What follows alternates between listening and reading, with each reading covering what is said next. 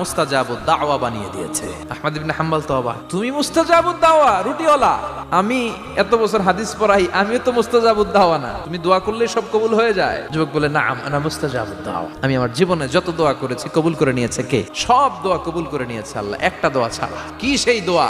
যুবক এবার বলতে শুরু করলো, আমার জীবনে যে দোয়াটা আল্লাহ কবুল করে নাই সেটা হচ্ছে আমি আল্লাহর কাছে অনেক চেয়েছি, অনেক দোয়া করেছি, যে আল্লাহ শুনেছি এই জামানার সবচেয়ে বড় মুহাদ্দিস, তার নাম নাকি ইমাম আহমদ ইবনে হাম্বল, আল্লাহ তোমার কাছে আমার চাওয়া আমি যেন এই ইমাম আহমদ ইবনে হাম্বলের দেখে মরতে পারি।